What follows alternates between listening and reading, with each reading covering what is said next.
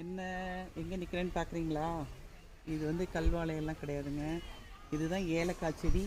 இந்த ஏலக்காய் செடியில் எப்படி ஏலக்காய் வருது அப்படின்னு உங்களுக்கு காமிக்கணும் அப்படிங்கிறதுக்காக இங்கே வந்து நாங்கள் ஒரு எலிஃபெண்ட் ரைடு இருக்குது. நாங்கள் அங்கே வந்து பார்த்தோம். இந்த ஃபார்முக்குள்ளே தான் எலிஃபெண்ட்ஸ் எல்லாம் இருக்குது. நிறைய பேருக்கு ஏலக்காய் எப்படி வரும்னு தெரியாது. பார்த்திங்கன்னா செடியோட தூருக்கு அடியில் பார்த்திங்கன்னா பூவும் பிஞ்சுமாக இருக்குது பாருங்கள். இது ஒரு பக்குவம் வந்த பிறகு, அது முத்தின ஸ்டேஜ் வந்த பிறகு அதை பறிப்பாங்க. அதனுடைய பூக்கள் வந்து வெள்ளை கலரில் இருக்குதுங்க.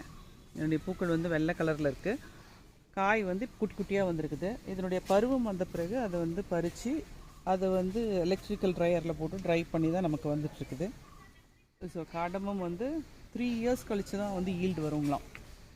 இது வந்து நான் காடமும் வியாபாரியோட பேசும்போது எனக்கு கிடைச்ச ஒரு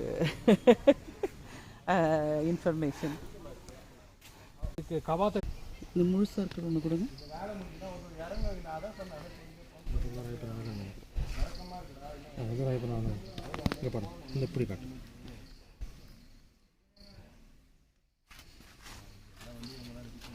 இது வந்து இந்த கருப்பாயிடுச்சுனாக்கா ரைப் ஆயிடுச்சுன்னு சொல்லிட்டு அதை எடுத்துருவாங்க. இந்த பச்சையாக இருக்கும் போதே தான் அதுக்கப்புறம் கொண்டு வந்து ப்ராசஸிங் யூனிட்டில் வச்சு ப்ராசஸ் பண்ணுவாங்க.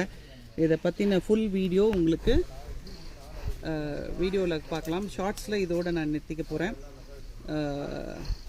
பார்த்துட்டிங்க ஏலக்காய் எப்படி இருக்குது அப்படின்னு நான் சாப்பிட்டு பார்க்க போகிறேன். பச்சையாக இருக்கும்போது அதை சாப்பிட்டா ரொம்ப சூப்பராக இருக்கும்னு சொன்னாங்க.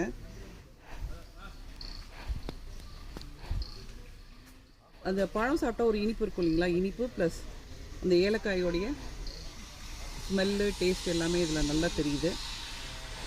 இதை பற்றி ஃபுல்லாக உங்களுக்கு வீடியோவில் நான் இப்போ கவர் பண்ணுறேன். வெளிச்சிருக்கேம்மா.